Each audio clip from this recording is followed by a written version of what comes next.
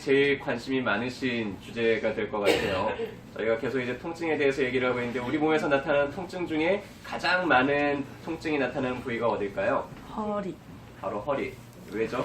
이게 기어 다닐 때 네 발로 걸어 다닐 때는 문제가 없는데 이제 두 발로 일어서서 다니다 보니까는 우리 몸의 체중이 허리에 많이 실리게 되죠. 그러다 보니까 이제 허리에 부상을 입고 허리에 잦은 부상들 때문에 이제 만성적인 통증들이 나타나고 하는 경우들이 많은데 오늘은 허리에서 어떤 통증들이 나타날 수 있고 그럴 때 이제 우리가 어떻게 관리를 해줘야 되는지에 대해서 좀 간단하게 짚고 넘어가도록 하겠습니다. 허리에서는 근육, 척추, 인대, 관절 이런 원인 때문에 이제 통증들이 나타날 수 있어요. 그래서 허리라는 거는 우리가 1년이 몇 절기가 있죠? 4절기. 24절기가 있죠. 그런 것처럼 우리 척추마디도 24마디가 있어요. 그 중에서 아래쪽 5마디가 바로 허리입니다. 제일 아래쪽에 있다 보니까는 우리 몸의 체중의 무게를 가장 많이 견뎌내는 게 이제 허리뼈죠. 그러다 보니까는 이제 허리는 탈이 많이 나죠. 그래서 허리 모양은 이런 식으로 벽돌을 차곡차곡 쌓아놓은 것처럼 되어 있고요. 뒤에 후관절들이 뒤에 뼈, 위에 뼈가 밑에 뼈가 딱 앞으로 밀려나지 않도록 잡아주는 그런 구조를 가지고 있습니다. 뼈하고 뼈 사이에는 뭐가 있죠?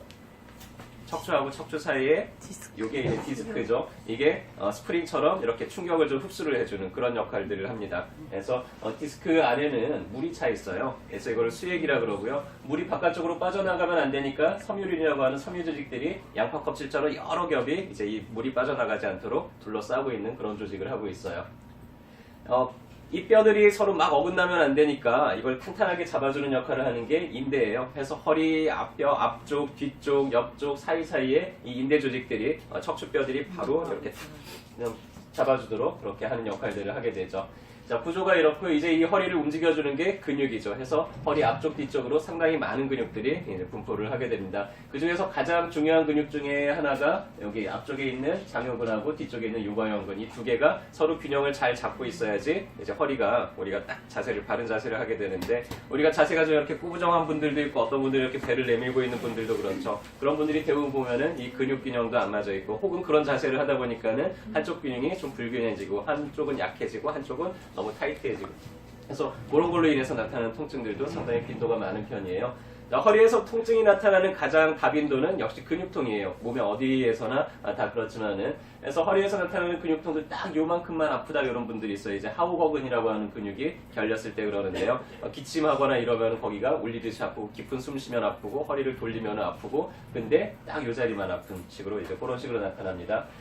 또 요방형근이라고 하는데 아까 가장 중요한 근육이 두 개가 있다 그랬죠. 그 두 근육 중에 하나예요. 그래서 그 근육이 뭉치게 되면은 통증이 엉덩이 옆이나 아니면 엉덩이 뒤쪽으로 이렇게 이제 방산이 돼서 나타나죠. 그래서 이런 분들은 오래 앉아 있게 되면 엉덩이가 아파가지고는 좀 못 앉아 있겠어요. 이런 식으로 이제 표현들을 많이 하시죠.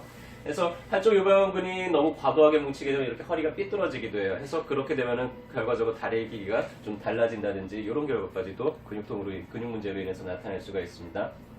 자, 가장 중요한 근육 둘 중에 또 하나 이 장요근이라고 하는 근육인데요. 앞쪽에 허리에서부터 다리 앞쪽으로 이렇게 붙어 있어요. 그래서 모든 근육들은 통증이 가만히 있을 때 아플까요? 안 아플까요?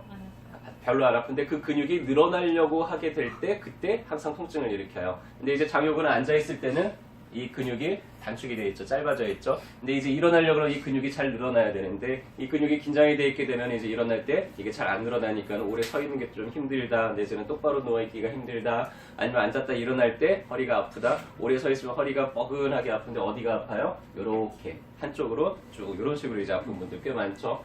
앞쪽에서 뭉치게 되면은 앞에 있는 백계신경을 누르면서 이렇게 허벅지 앞쪽으로도 통증이 나타나는 경우들도 많아요. 근데 이게 디스크나 이런 문제가 아니라 바로 이 근육통 때문인 경우들이 많죠.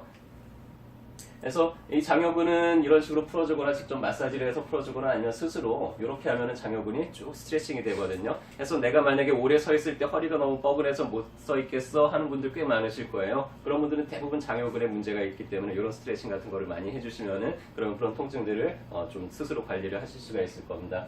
그 외에도 뭐 요장느끈이나 흉장느끈 같은 게 뭉치게 되면 이런 식으로 패턴이 나타나고 또 어떤 분들은 딱 허리띠 높이 요만큼만 이렇게 띠를 두른 듯이 아파요 라고 표현하는 분들이 있어요. 역시 마찬가지로 앉아있을 때보다는 이렇게 서서 허리를 젖히거나 할 때 아픈 경우들이 많은데 복직근이 긴장이 돼서 그런 경우들이 많습니다. 그래서 근육통들은 어떻게 운동을 해야 될까요? 말아야 될까요? 가만히 있어요. 이런 경우는 이제 열심히 스트레칭, 아까 알려드린 그런 종류의 스트레칭들을 하시면서 이렇게 운동을 해주시면은 좀 통증이 해소가 되고요. 근육통들은 침을 한 두세 번 정도 맞으면은 또 금방 해결이 돼요. 자, 금방 해결이 된다는 얘기는 또 무슨 뜻이라 그랬어요? 문제도 쉽게 다시 나타날 수도 있다는 뜻이라 그랬죠. 그래서 항상 자세 관리 잘 해주시고 똑바로 자세해서 근육이 한쪽 근육만 너무 과도하게 긴장되지 않도록 그렇게 관리를 해주시는 게 중요합니다. 자, 허리는 삐끗하는 경우도 되게 많아요. 자, 허리를 언제 가장 많이 삐끗하냐면은 허리를 숙여서 짐을 들어서 옆으로 옮기다가 그때 하는 경우가 가장 많아요. 가장 다빈도는 이 장요인대 이런 쪽이나 아니면은 이런 극간인대 같은 데가 이제 손상을 당하는 경우들이 많고요. 그래서 허리를 평소에 내가 좀 잘 삐끗해. 뭐 1년에 한두 번 정도 내가 뭐 하다가 삐끗해가지고는 한두 주씩 고생을 해. 이런 분들이 있거든요. 왜냐면 인대 조직을 한번 늘어나고 나면은 다시 원상 복귀가 100% 복귀가 되지를 못하다 보니까는 삐끗할 때마다 인대가 조금씩 약해지면서 허리가 좀 불안정해져서 예전에는 견뎠던 거를 점점 가면 갈수록 이제 못 견디기 시작을 해요. 그래서 이제 더 자주 삐끗하게 되고. 그래서 그러는 분들은 제발 허리, 무거운 거 들 때 허리 힘으로 들려고 하지 마시고요. 항상 허리는 똑바로 세우고 다리를 구부려서 다리 힘으로 들어 올리는 거를 좀 습관을 들이셔야 됩니다. 그래야지 허리 부상을 우리가 막을 수가 있죠. 그래서 이런 극간인대나 극상인대가 부상을 당하는 경우들도 많고요. 자, 인대가 늘어났어요. 운동해야 될까요? 쉬어야 될까요? 당분간 쉬어요. 이건 당분간 쉬셔야 돼요. 한 2주 정도 허리를 숙이는 거를, 뒤에가 지금 늘어났기 때문에 인대가 늘어나는 방향으로 내가 움직이려고 그러면 몹시 아파요. 그래서 허리를 못 숙이세요. 이분들은 해가지고는 허리 조금만 숙이려고 해도 아프니까는. 그래서 이런 분들은 이제 허리 보호대 같은 거 한 2주 정도 착용을 하시고 허리를 숙이려는 시도를 아예 하질 말아야 돼요. 어느 정도? 2주 정도 그렇게 하고 나면은 이제 인대가 어느 정도 회복이 돼서 그다음부터는 좀 활동하기가 쉬울 겁니다. 초반부터 적극적으로 인대를 강화시켜주는 침치료나 약침치료 같은 걸 같이 병행을 하면은 나중에 이제 후유장애도 훨씬 막을 수가 있으니까 이런 경우는 좀 적극적으로 치료를 받으실 필요가 있죠. 자, 이제 이렇게 자꾸 이 염좌가 되고 인대가 자꾸 늘어나고 하다 보면은 이제 인대만 조직이 찢어지는 게 아니라 수액이 여러 겹의 섬유륜들이 둘러싸고 있는 게 이제 수액이라 그랬고 이걸 이제 디스크라 그런다 그랬잖아요. 디스크가 조금씩 금이 가기 시작을 해요. 그러면서 이게 튀어나오다가 나중에는 이제 수액이 바깥쪽으로 빠져나옵니다. 그래서 이런 상태는 이제 우리가 팽륜됐다 뭐 이런 식으로 표현하는데 이거를 우리가 이제 수액 탈출 증후군, 우리가 흔히 말하는 이제 디스크라 그러죠. 이게 흘러나오고 나면은 우리 몸에서는 이거를 이물질로 인식을 해요. 그래서 아주 급하게 염증 반응들을 일으켜가지고는 이거를 이제 처리해내기 시작을 합니다. 그때 어떨까요? 엄청나게 아파요. 엄청나게 아프고 디스크가 튀어나오면 어떻게든 다리로 가는 신경이 눌리죠. 해서 다리 쪽으로 찌릿찌릿찌릿하는 그런 통증들이 나타납니다. 자, 이럴 때 어떻게 해야 될까요? 수술 받아야 될까요? 아니에요. 염증이 일어났다는 거는 무슨 뜻이냐면은 우리 몸에서 한참 복구 공사를 진행 중이라는 얘기예요. 자, 공사를 하는 게 나빠요, 좋아요? 하는 게 좋죠. 망가졌으니까 빨리 고쳐야지. 근데 고치다 보니까는 좀 불편한 게 생겨요. 그게 통증이에요. 아파요. 그래서 불편하니까 사람들이 이거 통증을 빨리 해결해야 된다고 생각을 해가지고는 병원에 가서 수술을 하는데 수술이라는 것도 별거 아니에요. 째가지고는 흘러나온 만큼 긁어내는 거예요. 긁어내고 나면은 그러면 이제 통증은 또 금방 사라지긴 하겠죠. 근데 문제가 있어요. 뭐냐면은 이제 있는 구조물들을 조금 잘라냈으니까 이게 튼튼할까요? 약할까요? 약해져 버려요. 그렇게 이제 수술을 받고 나면은 디스크 조직이 약하기 때문에 나중에 재발될 확률이 높고 최대한 이제 자연적으로 복구 공사가 돼가지고는 이제 염증을 일으켜가지고 염증을 일으켰다는 건 여기 한참 복구 공사를 한다는 얘기예요. 보통 디스크 환자들의 급성 디스크 환자들의 90% 정도는 감기처럼 그냥 저절로 좋아져요. 한 2달 정도 안에. 그래서 2달 동안만 좀 조심조심 하면서 잘 보호를 해주면은 이제 염증을 일으킨 것들이 이 상처를 아물게 만들어가지고 여기를 아주 튼튼하게 아물게 만듭니다. 자, 그러면 수술하는 것보다 더 튼튼할까요? 약할까요? 그렇게 아물면은? 그게 훨씬 더 나아요.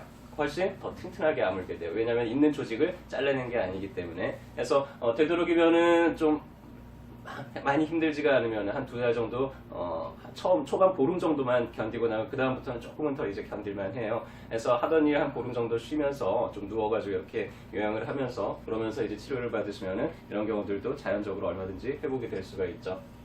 그래서 어디 신경이 눌렸느냐에 따라서 이 저림 증상이 앞으로 내려가기도 하고 옆으로 내려가기도 하고 뒤로 내려가기도 해요. 그래서 그 양상을 보면 이 사람이 어느 디스크가 지금 문제가 있구나라는 걸 우리가 굳이 사진을 찍어보지 않더라도 증상만으로도 얼마든지 감별을 해낼 수가 있죠. 자, 이제 디스크가 자꾸 빠져나가고 나이가 들면 이제 피부가 쪼글쪼글해지는 것처럼, 피부가 탄력이 없어지는 것처럼 이제 우리 몸에 있는 이 디스크들도 저절로 탄력들이 이제 줄어들어요. 그러다 보니까는 이제 뼈가 뼈끼리 이렇게 자꾸만 마모가 되고 부딪히고 이런 일들이 생기게 되죠. 돌끼리 자꾸 부딪히면 돌이 어떻게 돼요? 날카로워지죠. 이런 것처럼 뼈끼리 이제 자꾸 부딪히다 보면은 뼈 끄트머리가 이런 식으로 이제 날카로워지기 시작을 합니다. 그러면은 요게 살을 자꾸 콕콕 찔러요. 그래서 주변을 자꾸 상처를 내고 자꾸 염증을 일으켜요. 하다 보니까는 가만히 있을 때는 괜찮은데 이런 상태에서 이제 일어나서 움직이려고 하다 보면은 어때요? 초반에 벅적지근하게 아이고 이러면서 일어나가지고 이런 조금 이제 막 움직이고 하다 보면은 이제 조금 나아서 이제 좀 걸을만해지고 이런 식으로 이제 퇴행화된 분들의 표현이 대부분 이제 그런 식으로 표현을 하시죠. 그래서 이런 경우는 이제 한약 같은 거를 좀 써서 이 부분을 좀 튼튼하게 만들어주는 그런 약들이 있어요. 그래서 약침 치료